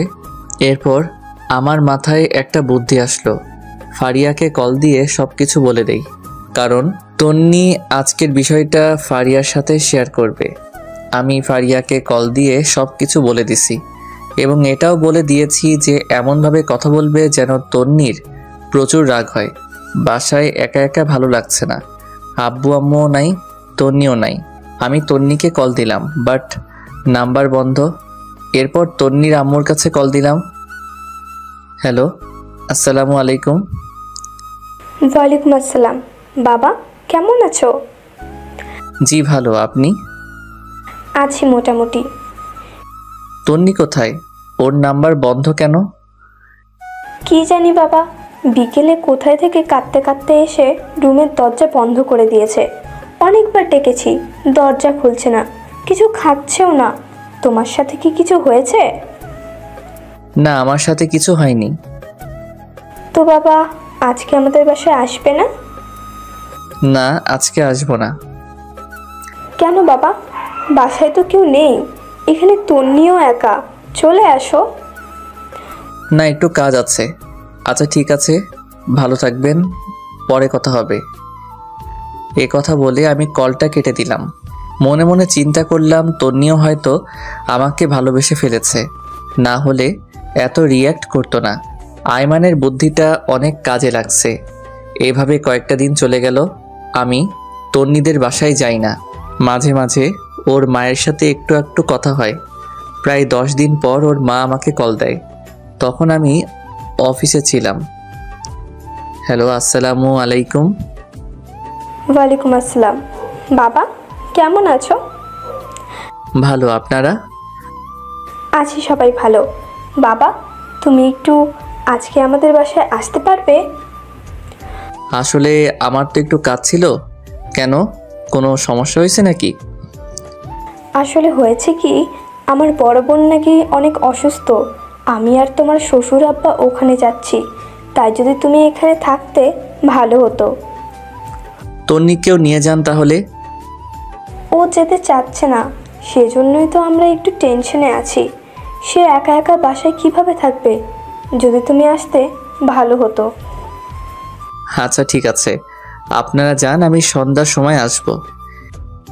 এই কথা বলে কলটা কেটে দিলাম। কেমন জানি খুব খারাপ লাগছে। আজকে অনেক দিন পর ওর সাথে দেখা করতে যাচ্ছি। রাত প্রায় 8টার সময় ওদের বাসায় গেলাম। কলিং বেল বাজানোর সাথে সাথেই দরজা খুলে দিল। মনে হয় আমার জন্যই অপেক্ষা করছিল। ভিতরে গেলাম, দেখলাম চোখ মুখ লাল করে বসে আছে। দেখতে বাচ্চাদের মতো লাগছে। তারপর আমি বললাম, কেমন আছিস? তুই এখানে কেন আসছিস? আম্মা বলেছে তাই। লজ্জা করে না অন্য মেয়েদের সাথে ঘুরে এখন আসতে? সেটা আমার ব্যাপার, আমি তো তোর কেউ না। আমাকে নিয়ে তোর এত মাথা ব্যথা কেন? তোর মতো ফালতুকে বিয়ে করাই আমার ভুল হয়েছে। আগে জানলে জীবনেও কবুল বলতাম না। আমার মাথা গরম করবি না। কি করবি তুই? রাগে আমার পুরো শরীরের লোম দাঁড়িয়ে গেছে। আমি কোনো কথা না বলে ব্যাগটা রেখে ওয়াশরুমে চলে গেলাম। ফ্রেশ হয়ে এসে দেখি তন্নি নেই। মনে হয় ঘুমিয়ে গেছে। আমি আর ওর রুমে গেলাম না। সামনে গেস্ট রুমের সোফায় শুয়ে রইলাম, কিন্তু ঘুম আসছে না। একটু পর আস্তে আস্তে উঠে তন্নির রুমের দিকে গেলাম। দেখলাম ও ঘুমিয়ে আছে। অনেকক্ষণ আমি বাইরে থেকে দাঁড়িয়ে দাঁড়িয়ে ওকে দেখলাম। হঠাৎ করে খেয়াল করলাম ওর পুরো শরীর কাঁপতেছে। আমি তাড়াতাড়ি রুমে গেলাম। কপালে হাত দিয়ে দেখি জ্বরে পুরো শরীরটা পুড়ে যাচ্ছে। আমি তো টেনশনে পড়ে গেলাম, কি করব বুঝতে পারতেছি না। পরে কিচেন রুম থেকে একটা বাটি নিয়ে এসে ওর মাথায় জলপট্টি দিলাম অনেকক্ষণ, কিন্তু কিছুতেই কমছে না। পরে একটা বালতিতে পানি নিয়ে এসে ওর মাথায় দিলাম। প্রায় 2 ঘন্টার মতো পানি দেওয়ার পর জ্বর কিছুটা কমলো। পরে দেখলাম পানি দিতে দিতে ওর শরীরও ভিজিয়ে দিলাম। এখন কাপড়টা চেঞ্জ করতে হবে, বাট কিভাবে করব বুঝতে পারছি না। সে যদি দেখে আমি ওর কাপড় চেঞ্জ করছি তাহলে আমার অবস্থা শেষ। সকালবেলা আমি নাস্তা নিয়ে ওর রুমে গেলাম। দেখলাম সে মাত্র ঘুম থেকে উঠছে। আমার হাতে নাস্তা দেখে চমকে উঠল। তারপর নিজের দিকে তাকিয়ে দেখে যে ওর গায়ে যেই জামাটা ছিল সেটা আর নেই, আরেক। তারপর আমার রাগে চোখ মুখ লাল করে উঠে এসে আমার কলার ধরল। ওই কুত্তা আমার কাপড়ের এই অবস্থা করেছে কি? আসলে কালকে রাতে পুরোটা বলার আগে চর বসিয়ে দেয়। তারপর বলে, তুই এত খারাপ আমি ভাবতেও পারিনি। আমাকে ঘুমের মধ্যে পেয়ে তুই ছি, আমার ভাবতেই ঘৃণা লাগে। তোকে আমি আস্তে আস্তে বিশ্বাস করতে লাগলাম, কিন্তু তুই এত খারাপ আমি জীবনেও ভাবিনি। যা, বেরিয়ে যা এখান থেকে। প্লিজ আমার কথাটা শোন। তুই যাবি নাকি আবার চর খাবি? আমি আর কিছু না বলে নাস্তার প্লেটটা রেখে চলে আসতে যাব, এমন সময় দেখি দরজার সামনে নীলা দাঁড়িয়ে আছে। মনে হয় আমাকে চর মারার দৃশ্যটা দেখে ফেলেছে। লজ্জায় পুরো লাল হয়ে গেলাম। কিছু না বলে সোজা রুমের বাইরে চলে আসলাম। এরপর নীলা ভিতরে গেল। যাওয়ার পর বলল, তুই ওনাকে জ্বর মেরেছিস কেন? ভালো করেছি। ও আমার কাপড় চেঞ্জ করছে কেন? সে করেনি, আমি করেছি। মানে? তুই জানিস কালকে রাতে তোর অনেক জ্বর এসেছিল। উনি তোর মাথায় জলপট্টি দিয়েছে। জ্বর না কমার কারণে সারা রাত তোর মাথায় পানি দেয়। পানিগুলো তোর শরীরে পড়ে পুরো শরীর ভেজে গেছে। ঠান্ডা লেগে যাবে সেজন্য সকালে আমাকে কল দিয়ে আনে, আর আমি তোর কাপড় চেঞ্জ করে দেই। আর তুই কিনা না জেনে ওনাকে জ্বর দিলি। তোর ভাগ্য অনেক ভালো যে ওনার মতো স্বামী পেয়েছিস। এই কথাগুলো বলে নীলা বাইরে চলে আসে। আমি তন্নির মাকে কল করে ওর অসুস্থতার কথা জানালাম। তারপর কিছু না বলে সোজা অফিসে চলে গেলাম। এরপর থেকে তন্নিকে আর কোনো কল দেই না। ওর আম্মুকেও দেই, মাঝে মাঝে ওর আম্মু কল দিয়ে খবর নেয়, জাস্ট এতটুকুই। কয়েকদিন পর বাবা মা চলে আসে। এসে আমাকে বলে, কিরে বৌমা কই? ওর বাপের বাড়ি। তা তুই কি এতদিন ওখানে ছিলি? না, মাঝে মাঝে যেতাম। চুপ কর বেয়াদব, তুই কি ভাবছিস আমি কোনো খবর রাখি না? ঘরে বউ রেখে অন্য মেয়ে নিয়ে ঘুরতে তোর লজ্জা করে না? বৌমা আমাকে সব জানিয়েছে। বাহ, ফকিন্নি নিজের দোষ না স্বীকার না করে আমাকেই ফাঁসিয়ে দিল। জানি বাবা এখন সত্য কথা বললে বিশ্বাস করবে না, তাই বলেও কোনো লাভ নেই। এরপর বাবা বললেন, এখন ওদের বাসায় যা, আর তন্নিকে তোর সাথে করে নিয়ে আসবি। কিন্তু বাবা এখন তো। কোনো কিন্তু নয়, যেটা বলছি সেটা। এখন তো রাত হয়ে গেছে, এখন কিভাবে আনবো? কালকে সকালে নিয়ে আসলে হবে না? গর্ধব, এখন আনতে কে বলেছে? এখন তুই যাবি, রাত থেকে কালকে সকালে চলে আসবি। আমি কিছু বলতে যাব এমন সময় বাবার দিকে খেয়াল করে দেখলাম রেগে আছে। আমি আর কিছু না বলে রেডি হয়ে ওদের বাসার উদ্দেশ্যে রওনা দিলাম। রাত প্রায় 9:30। আমি তন্নিদের বাসার সামনে দাঁড়িয়ে আছি। কলিং বেল দেওয়ার সাথে সাথেই দেখলাম তন্নির মা এসে দরজা খুলে দিল। তারপর বলল, বাবা আসছো? পথে কোনো সমস্যা হয়নি তো? না, কোনো সমস্যা হয়নি। আচ্ছা বসো, খাওয়া দাওয়া করে নাও। তন্নিও বসে আছে, বাট আমি কিছু বলছি না দেখে সেও বলছে না। খাওয়া দাওয়া শেষ করে রুমে গেলাম। গিয়ে একটা চেয়ারের উপরে বসে আছি। একটু পর তন্নি এসে দরজা লাগিয়ে দিল। আমাকে বলল, সরি। সরি কেন? সেদিনের রাতের ঘটনার জন্য। আমি ভাবছি তুই আমার সাথে। থাক, বলতে হবে না। আমার কপালে ওগুলোই ছিল। তুই ঘুমা, সকালে তাড়াতাড়ি যেতে হবে। তুই কোথায় ঘুমাবি? আমাকে নিয়ে তোর চিন্তা করতে হবে না, তুই ঘুমা। খাটে ঘুমা, আমি নিচে ঘুমাবো। কেন? তোর চর খাওয়ার জন্য নাকি তোর কাছে অপমানিত হওয়ার জন্য? সে আর কিছু না বলে ঘুমিয়ে পড়ল। আমিও একটা বালিশ নিয়ে নিচে শুয়ে পড়লাম। সকালবেলা ঘুম থেকে ছাদে গেলাম। তন্নিও আমার পেছনে পেছনে গেল। দেখে মনে হচ্ছে কিছু একটা বলবে, বাট বলতে পারছে না। এরপর আমি বললাম, কিছু বলবি? তুই কি সত্যি আমাকে ভালোবাসিস? পাগল নাকি? তোরে কেন আমি ভালোবাসবো? মিথ্যা বললাম, দেখি ও কি রিয়াক্ট করে। তাহলে এতদিন যে বললি তুই আমাকে ভালোবাসিস? মিথ্যা বলেছি। তোর সাথে থাকার বা কথা বলার কোনো ইচ্ছাই আমার নাই। তাহলে আমাকে নিতে আসলি কেন? আব্বু আম্মু বলেছে তাই, না হলে জীবনেও আসতাম না। বাহ, ভালো তো। নতুন কাউকে পেয়ে গেছিস, এখন তো আমার দরকার নেই। তোর দরকার কখনো ছিল না, থাকবেও না। আদিবার সাথে আমি খুব ভালোই আছি। তন্নি আর কিছু না বলে চোখ মুখ লাল, কান্না করতে করতে নিচে চলে যায়। মনে মনে বন্ধু আইমানকে ধন্যবাদ দিতে লাগলাম। ওর বুদ্ধিটা কাজে লেগেছে। এইরকম জানলে আরও আগে থেকে ইগনোর করতাম। যাই হোক, একটু পর আমিও নিচে গেলাম। গিয়ে দেখি তন্নি চুপ করে বসে আছে। আমি বললাম, রেডি হয়ে নে, বাসায় যেতে হবে। আমি যাব না, তুই যা। তোর ন্যাকামি দেখার টাইম নাই আমার। আদিবা বসে আছে, তাড়াতাড়ি রেডি হয়ে নে। বললাম তো আমি যাব না। ওকে, একটু পর নিজেই যাবি। তুই এখান থেকে যা, তোকে যেন না দেখি। চলে তো যাবই, এখানে তো থাকতে আসিনি। তুই আর 1 সেকেন্ড এখানে থাকতে পারবি না, এখনই বের হয়ে যা। আমিও আর কিছু না বলে নাস্তা না করে ওর বাবা মা কাউকে না জানিয়ে সোজা অফিসে চলে গেলাম। বাসায় গেলে বাবা চিল্লাচিল্লি করবে। কাজ করতেছি এমন সময় আদিবা আসলো। আসতে পারি স্যার? আরে আদিবা, আসো, বসো। ধন্যবাদ স্যার। আপনার কি মন খারাপ? আরে না, এমনি ভালো লাগছে না। আমি জানি স্যার, ম্যাম আপনাকে কিছু বলেছে।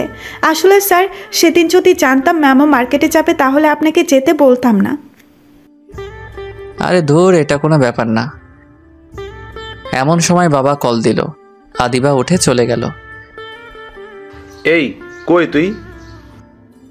আমি তো অফিসে। তোকে না বললাম বৌমাকে নিয়ে বাসায় আসতে? ও আসবে না বলেছে, সেই জন্যই তো আমি অফিসে চলে আসছি।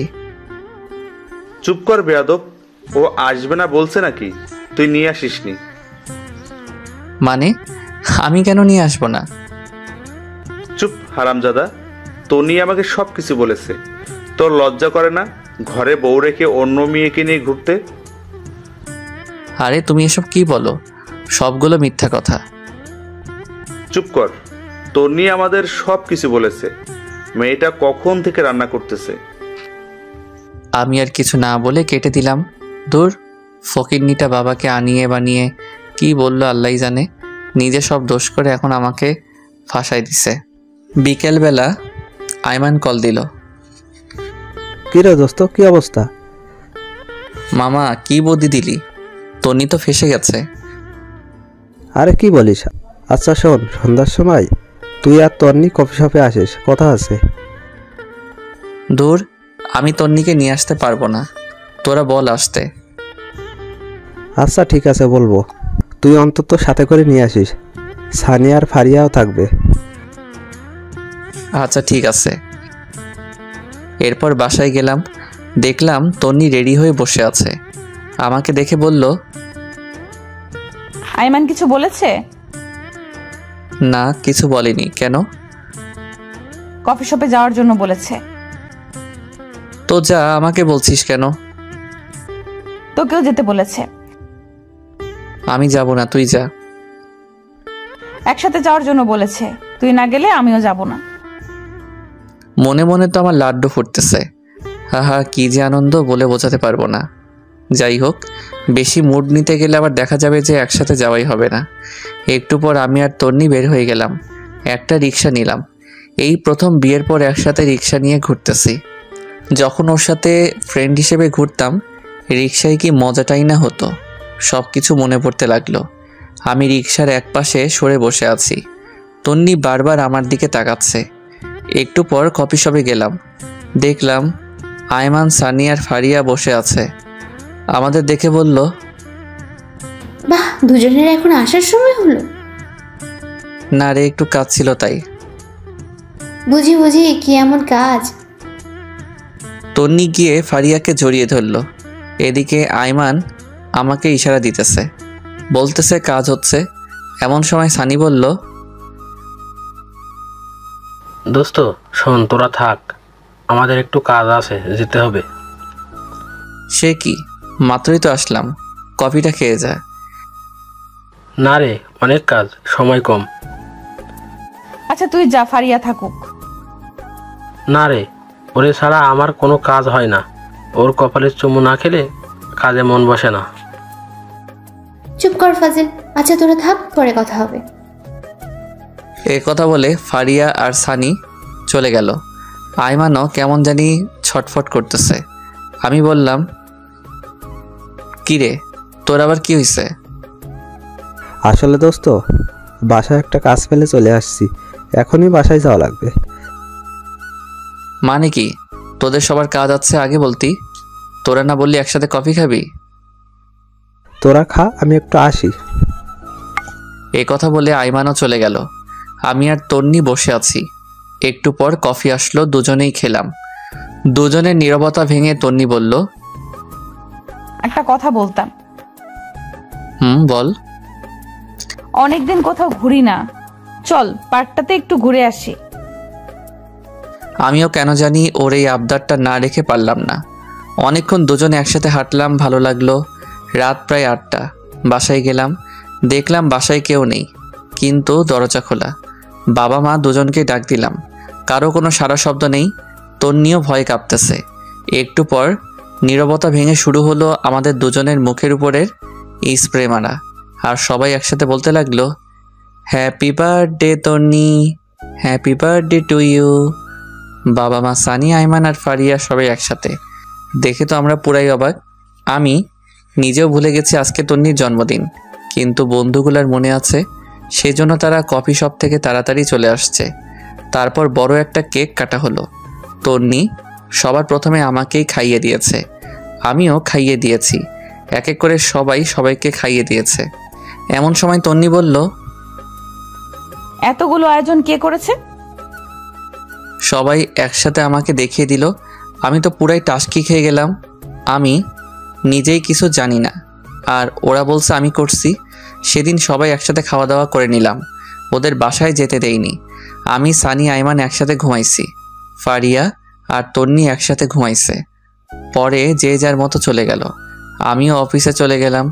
দুপুরবেলা আদিবা আমার রুমে আসলো। স্যার আসতে পারি? আসো, বসো। স্যার একটা কথা বলতাম। অবশ্যই বলো। আসলে স্যার আমার একজনের সাথে রিলেশন আছে, বাবা বিয়ের জন্য চাপ দিচ্ছিল, তাই আমি বাবাকে ফাহাদের কথা বলেছি। বাবা বলেছে ওকে নিয়ে বাবার সাথে দেখা করার জন্য। যদি আজকে বিকেলের জন্য আমাকে ছুটি দিতেন উপকার হতো। আরে এটা কোনো কথা? তুমি আমাকে আগে বলবে না? ওকে যাও, দিলাম। ধন্যবাদ স্যার। আদিবা, একটু কষ্ট করতে পারবে? জি স্যার, বলুন। তোমার পাশের আলমারিটার উপর একটা হলুদ রঙের ফাইল আছে, যদি একটু কষ্ট করে দিতে উপকার হতো। এতে কষ্টের কি আছে? এ কথা বলে আদিবা উঠে ফাইলটা নিতে গেল। আলমারি উঁচু হওয়ার কারণে সে একটু উপরের দিকে উঠে পায়ের আঙুলের উপর ভর করে ফাইলটা নিতে যাবে, এমন সময় পা স্লিপ করে উল্টে যেতে লাগলো। আমি তাড়াতাড়ি উঠে ওকে ধরে ফেললাম, আর এমন সময় তন্নি এসে উপস্থিত। আমাদের একসাথে দেখেই চিৎকার দিয়ে উঠল। দেখলাম হাতে একটা টিফিন বাটি, মনে হয় দুপুরের খাবার নিয়ে আসছে। দূর শালার, কেন যে আদিবাকে ফাইলটার কথা বললাম। যদি না বলতাম তাহলে তন্নি হয়তো কিছু দেখতো না। আমি আদিবাকে ছেড়ে দিলাম। তন্নি রাগে চোখ মুখ লাল করে আমাকে বলল, ছি, তুই এত খারাপ? প্লিজ তুই শান্ত হ, আমার কথা শোন। কি শুনবো? নিজের চোখেই তো সবকিছু দেখলাম। প্লিজ তুই আমার কথাটা শোন। চুপ কর, তোর মতো ফালতুর সাথে আমি কোনো কথাই বলবো না। ভেবেছিলাম তুই সত্যি আমাকে ভালোবাসিস, আমিও আস্তে আস্তে তোকে ভালোবেসে ফেললাম, কিন্তু তুই অন্য মেয়ের সাথে, ছি, আমার ভাবতেই ভালো লাগে না। আমি কিছু বলতে যাব, এমন সময় আদিবা বলল, ম্যাম শোনেন, আপনার ধারণা ভুল। তুমি চুপ করো, লজ্জা করে না অন্যের স্বামীর সাথে এসব করতে? যত সব ফালতু। ম্যাম আপনি আমাকে যা ইচ্ছে বলতে পারেন, কিন্তু স্যারকে কিচ্ছু বলবেন না, স্যারের কোনো দোষ নেই। চুপ করো তুমি। সেদিন তো শপিং করতেও দেখেছি তোমাদের, আবার বড় বড় কথা বলছো, লজ্জা করে না? ম্যাম আপনাকে সেদিন রাতে আমি অনেকবার কল দিয়েছি সত্যটা বলার জন্য, বাট আপনি কল ধরেননি। সেদিন আমি স্যারকে জোর করেই শপিং করতে নিয়ে গেছি। আসলে এখানে আমার কেউ নেই, স্যারকে ভাই ডেকেছি। একটা কাজিনের বিয়ে ছিল, প্রায় 6 মাস পর বাড়ি যাচ্ছি, তাই বাবা মায়ের জন্য কিছু জিনিস কিনতে গেছিলাম। আর আপনি সেখানে আমাদের দেখতে পেলেন, স্যারকে সবার সামনে চট দেন। জানেন সেদিন আপনার জন্য একটা নীল শাড়ি আমি কিনেছিলাম। স্যার অনেকবার বলেছিল আপনাকে নাকি নীল শাড়িতে ভালো মানায়। আপনাদের বিয়েতে না যেতে পারায় একটা নীল শাড়ি আমি আপনার জন্য কিনে স্যারকে দিয়েছিলাম। বিনিময়ে আপনি স্যারকে চট দিয়েছেন, নয়তো অপমান করেছেন। সেদিনের কথা বাদ দাও, আজকেটা তো আমি নিজের চোখেই দেখলাম। আজকে কি ছিল তাহলে? আমার একজনের সাথে রিলেশন আছে, বাবা চাইছে তাকে বাবার সাথে পরিচয় করিয়ে দেওয়ার জন্য। আমি স্যারের কাছে এসেছি বিকেলবেলা ছুটি দেওয়ার জন্য। স্যার আমাকে ছুটি দিয়েছে। আমি চলে যাওয়ার সময় স্যার ফাইলটা দিতে বললেন। আমি ফাইলটা নিতে গিয়ে পড়ে যাচ্ছিলাম, এমন সময় স্যার আমাকে ধরে ফেললেন। শোনেন, একটা কথা বলি, আপনার কপাল অনেক ভালো যে আপনি ওনার মতো একজনকে নিজের জীবনসঙ্গী হিসেবে পেয়েছেন। আপনার মতো মেয়ের কোনো যোগ্যতা নেই ওনার সাথে থাকার। নিজেকে তো অনেক কিছু মনে করেন, এগুলো বাদ দিয়ে ভালো হওয়ার চেষ্টা করুন। আদিবা এই কথাগুলো তন্নিকে বলে চলে গেল। দেখলাম তন্নির চোখে পানি চলে আসছে। আমি এতক্ষণ কিছুই বললাম না, চুপচাপ দাঁড়িয়ে দুজনের কথা শুনছিলাম। আদিবার কথাগুলো অনেক ভালো লাগলো, মনে মনে কয়েকবার ধন্যবাদ জানালাম। একটু পর তন্নি আমার দিকে তাকালো, চোখ মুখ লাল হয়ে আছে। তারপর আমাকে বলল, নিজেকে খুব চালাক মনে করিস তাই না? মানে? তুই কি ভাবছিস আমি কিছুই জানি না? কি জানিস তুই? এই যে এতদিন অবহেলার নাটক করেছিস, আমার সাথে খারাপ ব্যবহার করেছিস, নিজেকে হিরো ভাবছিস। মনে মনে ভাবলাম, তন্নিকে এগুলো আবার কে বলে দিছে? শালা আই মাইন না বলে দিল নাকি? এরপর আমি বললাম, এগুলো সব মিথ্যা কথা, আমি যা করেছি মন থেকে করেছি। তোকে এই কথাগুলো কে বলেছে? তুই কি ভাবছিস ওরা শুধু তোর ফ্রেন্ড? আমার না, ফারিয়া আমাকে সব কিছু বলেছে। শালার মেয়েদের পেটে কিছুই হজম হয় না। কি দরকার ছিল তন্নিকে এগুলো বলার? তারপর আমি বললাম, তোকে এই কথাগুলো ফারিয়া বলেছে, দেখ ওর কি হাল করি। কি করবি তুই ফারিয়ার? এই কথা বলে আস্তে আস্তে এগোতে লাগলাম। আমি বললাম, কি ব্যাপার, তুই এদিকে কেন আসছিস? কেন আসছি তাই না? দেখ, একদম কাছে আসবি না, আমি কিন্তু চিল্লাচিল্লি করব। কর চিল্লা চিল্লি, দেখি কে আসে। আমি পিছাইতে পিছাইতে দেওয়ালের সাথে লেগে গেছি। এই কি করছিস তুই? বলার আগে ঠোঁট দিয়ে আমার ঠোঁটটা চেপে ধরলো। আমার পুরো শরীরের লোম দাঁড়িয়ে গেল। কিছুক্ষণ এভাবে থাকার পর আমি তন্নিকে একটু দূরে সরিয়ে দিলাম। বললাম, এই তুই কি পাগল? এটা আমার অফিস, বেডরুম না। যদি কেউ দেখে ফেলতো? দেখুক, তাতে আমার কি? খাইছিস? মাত্রই তো খাইলাম। আর ধুর, এটা না। দুপুরে খাইছিস? না, তোর জন্য রান্না করে নিয়ে আসছি। তুই করছিস নাকি আম্মা করছে? দুজনেই করছি। তুই এত কথা বলিস কেন? আচ্ছা ঠিক আছে, বলবো না। তুই ফ্রেশ হয়ে আয়, একসাথে খাবো। ওকে। এরপর তন্নি ওয়াশরুমে চলে গেল। আমি মনে মনে ভাবছি, অবশেষে তন্নি লাইনে আসলো। হারামি বন্ধুগুলো না থাকলে হয়তো কিছুই সম্ভব হতো না। একটু পর তন্নি বাইরে আসলো। আমি একটা প্লেটে ভাত দিয়ে তাকে বললাম, এই ধর, খেয়ে নে। আমি খাবো না। কি আজীব, তুই না একটু আগে বললি খাবি? এভাবে খাবো না। তো কিভাবে খাবি? যদি কেউ একজন খাইয়ে দেয় তাহলে খাবো। আমি আর কিছু না বলে ওকে খাইয়ে দিলাম, নিজেও খেয়ে নিলাম। খাওয়া দাওয়া শেষে তন্নিকে বাসায় পাঠিয়ে দিলাম। তন্নি চলে যাওয়ার পর ফাইলটা নিলাম। এমন সময় আয়মানের কল। দোস্ত, কি অবস্থা? আরে মামা, কি বুদ্ধি দিলি, তন্নি তো পুরো ফিদা হয়ে গেছে। আরে কি বলিস? আর তন্নির জন্মদিনে এত বড় একটা সারপ্রাইজ দেওয়ার জন্য ধন্যবাদ। আমি ভুলেই গেছিলাম ওর জন্মদিন। আরে মামা, সারপ্রাইজের কি দেখলা? আরো বড় সারপ্রাইজ এখনো রয়ে গেছে। আরে কি বলিস, কি সারপ্রাইজ, তাড়াতাড়ি বল।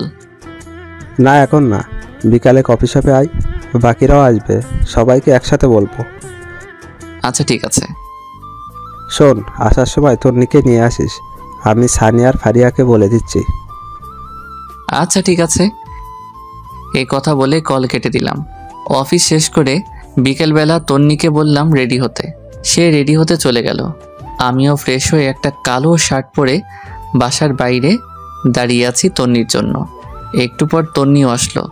বাহ, সেও কালো শাড়ি পরে আসলো। আমি দেখে আরও একবার ক্রাশ খেলাম। হাঁ করে তাকিয়ে আছি। একটু পর তন্নির ঝাঁকানিতে বাস্তবে ফিরে এলাম। আমাকে বলল, এভাবে হা করে তাকিয়ে আছিস কেন? মশা ঢুকবে। আরে না, আমি একটা কথা চিন্তা করতেছিলাম। কচু করছিলি? যা, এখন রিক্সা নিয়ে আয়। তারপর আমি একটা রিক্সা নিলাম। আমি একটু দূরে সরে বসতে চাইলাম, কিন্তু আমার বাম হাতটা চেপে ধরে বসে আছে। একটু পর কফি শপে পৌঁছে গেলাম। দেখলাম সবাই বসে আছে। আমাদের দেখে সবাই দাঁড়ালো।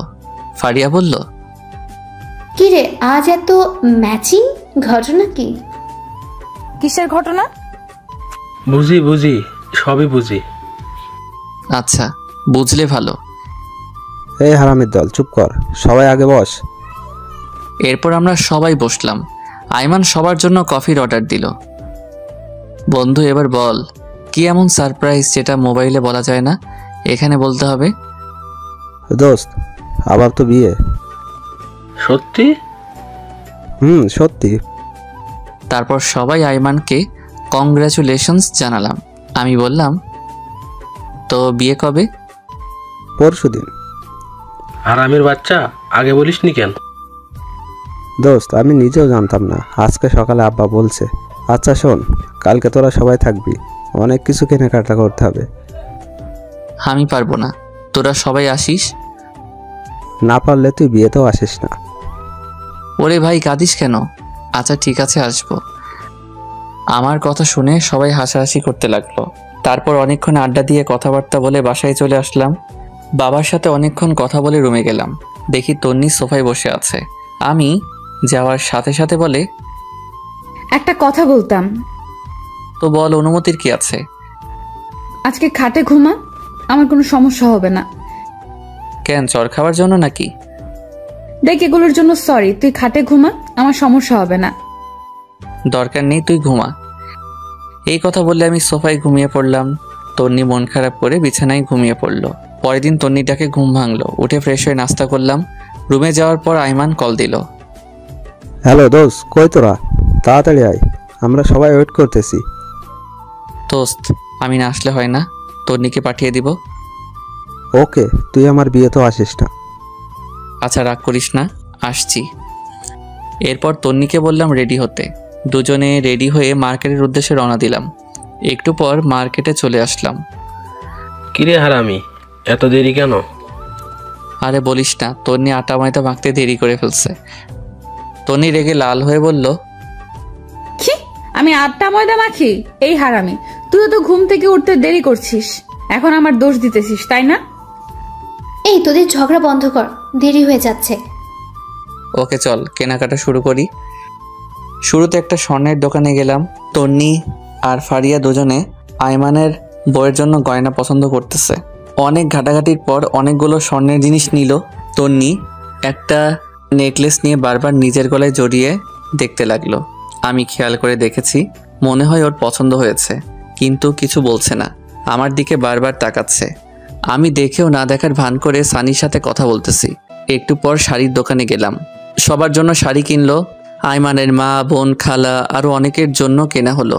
তন্নি একটা নীল শাড়ি নিজের গায়ে জড়িয়ে আমাকে বলল, এই জুয়েল। বল। শাড়িটা খুব সুন্দর, তাই না? আমাকে ভালো মানিয়েছে। তো এখন কি করব? না, এমনি বললাম। বাহ, ফকিন্নি সবকিছুই ঠিক করে নিয়েছে। দাম দেওয়ার জন্যই আমাকে এই কথাগুলো বলেছে। আর তন্নিকে শাড়িটাই আসলে অনেক সুন্দর মানিয়েছে। আমি দোকানদারকে বললাম শাড়িটা আলাদা একটা প্যাকেট করে দিতে। তন্নির মুখে এক রাজ্যের হাসি দেখলাম। কিছু না বলে তাড়াতাড়ি ব্যাগটা নিয়ে বসে আছে। আরও অনেক কিছু কেনাকাটা করার পর সবাই বাসার উদ্দেশ্যে রওনা দিলাম। আমরা সানি আর আইমানের কাছ থেকে বিদায় নিয়ে একটা রিক্সা নিলাম। একটু পথ যাওয়ার পর রিক্সাওয়ালাকে বললাম, মামা একটু দাঁড়ান। এই, তোর আবার কি হলো? তুই বসে থাক, আমি একটু আসছি। এই কথা বলে আমি আবার মার্কেটে গেলাম। গিয়ে তন্নির পছন্দ করার নেকলেসটা কিনে নিলাম। দাম বেশি হওয়ায় ক্যাশ টাকা দিতে পারিনি। ওর বিকাশ নাম্বার নিয়ে একটা কলিগকে বলে টাকা পাঠিয়ে দিলাম। একটু পর রিক্সায় আসলাম। কিরে, কোথায় গিয়েছিলি? সেটা তো না জানলেও চলবে। এই মামা চলেন। বাসার সামনে এসে আমি তন্নিকে উপরে পাঠিয়ে দিলাম। রিক্সা ভাড়া দিয়ে আমি উপরে আসলাম। দেখলাম তন্নি রুমে নেই, মনে হয় ওয়াশরুমে গেছে। আমি নেকলেসটা ওর ড্রয়ারে রেখে দিয়েছি। তন্নি ওয়াশরুম থেকে বের হলো, খুব হাসি খুশি লাগছে। তারপর নিচে গিয়ে খাওয়া দাওয়া করে আগের দিনের মতো সোফায় শুয়ে পড়লাম। তন্নি কিছু বলতে গিয়েও বলেনি। পরের দিন আইমানের বিয়ে। সকাল থেকে শুধু কল দিচ্ছে। আমি ঘুম থেকে উঠে দেখি তন্নি মায়ের সাথে রান্নাঘরে কাজ করছে। কিছু না বলে ফ্রেশ হতে চলে গেলাম। একটু পর নাস্তা করে রেডি হয়ে তন্নিকে বললাম, তাড়াতাড়ি রেডি হতে, আমরা বিয়েতে যাব, আর অনেক কাজ আছে। তন্নি হ্যাঁ সূচক ইশারা দিয়ে রেডি হতে চলে গেল। আমি বাইরে গিয়ে দাঁড়িয়ে আছি। একটু পর তন্নি রেডি হয়ে আসলো। আমি তো দেখে আবার ক্রাশ খাইলাম। কালকে সেই শাড়িটা পরেছে, আবার গলায় নেকলেসটাও পরেছে, পায়ে হাই হিল, হালকা লিপস্টিক। উফ, মাথা নষ্ট করে দিচ্ছে। আমি হা করে তাকিয়ে আছি। একটু পর বুঝলাম কেউ একজন আমাকে ধাক্কা দিচ্ছে। কিরে, অমন হা করে কি দেখছিস? মনে হয় আগে কোনো দিন আমাকে দেখিসনি। দেখেছি, তবে আজকে একটু অন্যরকম লাগছে।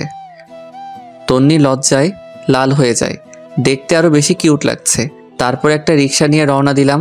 তন্নি আমার বাম হাতটা চেপে রেখেছে। একটু পর বলল, ধন্যবাদ। হঠাৎ ধন্যবাদ? এই যে আমার পছন্দের নেকলেসটা নিলি, তাই। এখানে ধন্যবাদ দেওয়ার কিছু নাই। তুই কি কালকে দোকানে আমাকে খেয়াল করেছিস? একটু একটু। কথা বলতে বলতে আমরা আবার মার্কেটে যাই। বিয়ের জন্য একটা গিফট নিলাম। এরপর আইমানদের বাসায় চলে গেলাম। সারাদিন খাওয়া দাওয়া আর মেহমান নিয়ে বিজি ছিলাম সবাই। সন্ধ্যার পর আয়মান এসে আমাকে বলল, দোষ, একটা কাজ করতে হবে। কি কাজ? দোষ, তুই আর তন্নি আমার বাসর ঘরটা সাজিয়ে দে। কিন্তু কোনো কিন্তু নয়, প্লিজ দোষ, না করিস না। সানিকে বাবার সাথে বাজারে পাঠাইছি, আর ফারিয়া মিলির সাথে আছে। আচ্ছা ঠিক আছে। ওখানে ফুল আর সব জিনিস আছে। বাবা থাকলে বাবাই তোকে বলতো। আমার তো একটু লজ্জা লাগছে, তাই কাউকে বলতেছি না। হইছে, আর লজ্জা পেতে হবে না, যা আমি দেখতেছি। এরপর তন্নিকে খুঁজতে লাগলাম। দেখলাম নতুন বউয়ের সাথে সেলফি তুলছে। সারাদিনে কয়েক হাজার সেলফি তুলেছে, তাও মন ভরেনি। আমি ইশারা দিয়ে ডেকে নিলাম। তারপর এসে বলে, বল কেন ডেকেছিস?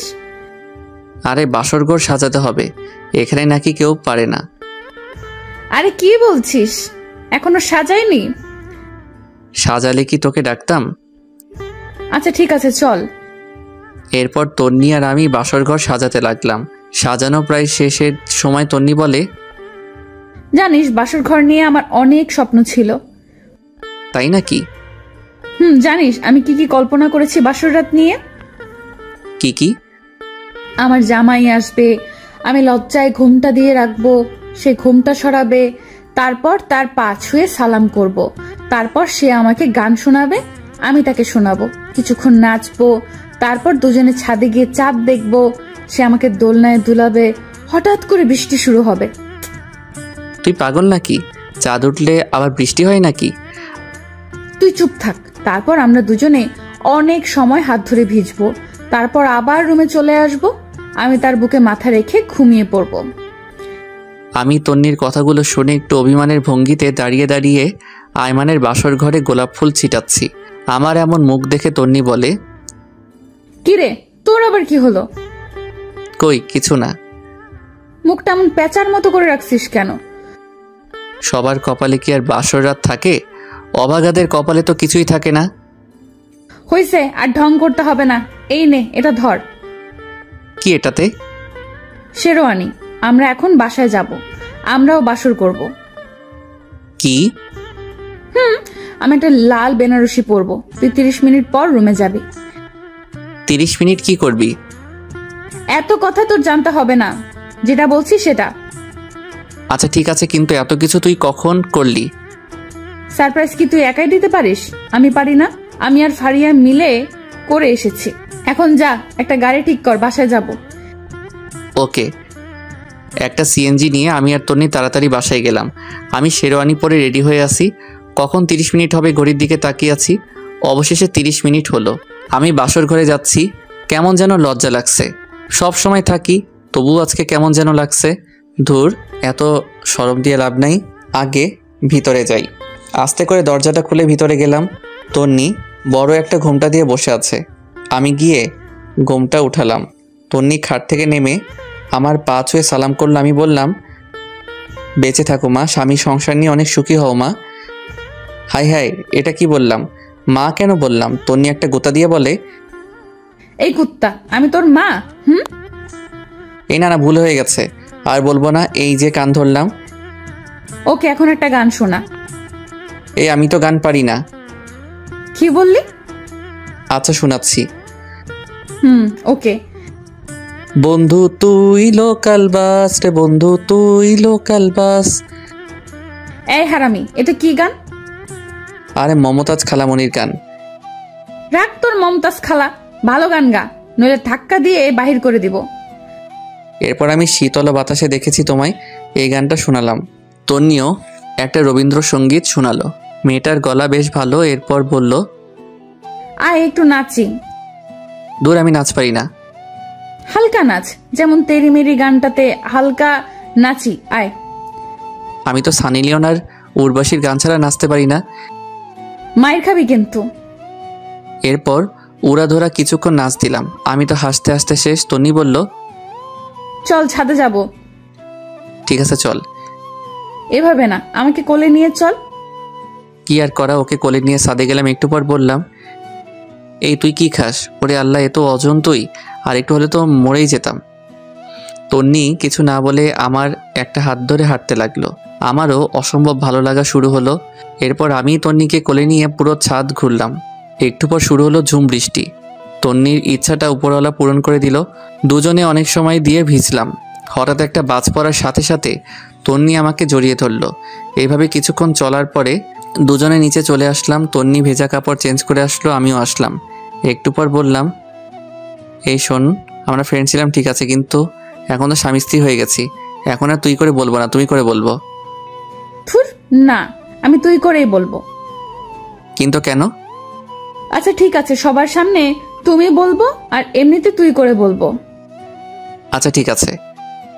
এই শোন, আমার না অনেক ইচ্ছা আমার টুইন বেবি হবে। তাই নাকি? তাহলে তো আমাকে ডাবল কষ্ট করতে হবে। কেন?